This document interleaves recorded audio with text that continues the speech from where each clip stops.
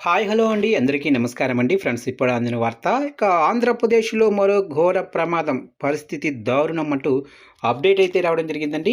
అయితే ఇందుకు సంబంధించిన పూర్తి వివరాలైతే మన వీడియోలో తెలుసుకుందామండి. ఎక్కడ ఏం జరిగిందనేది క్లారిటీగా తెలుసుకుందామండి. వీడియో మాత్రం పూర్తి వరకు చూడండి ఫ్రెండ్స్. అప్పుడే మనకి పూర్తి సమాచారం అయితే తెలుస్తుంది. ఇక లేట్ చేయకుండా టాపిక్‌లోకి వెళ్ళిపోదాము.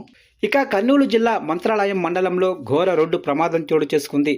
మంత్రాలయం మండలం చిలకల డోనా వద్ద బొలోరా వాహనం రెడీమిక్స్ లారీ బలంగా ఢీకొన్నాయి.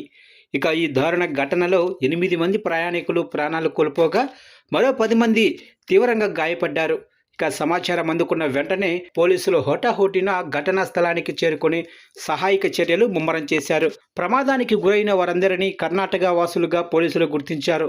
వీరంతా మంత్రాలయంలోనే శ్రీ రాఘవేంద్ర స్వామి దర్శనానికి వెళ్తుండగా ఈ ప్రమాదం జరిగింది. మృతదేహాలను ఎమగనూరు ప్రభుత్వ ఆసుపత్రికి తరలించారు.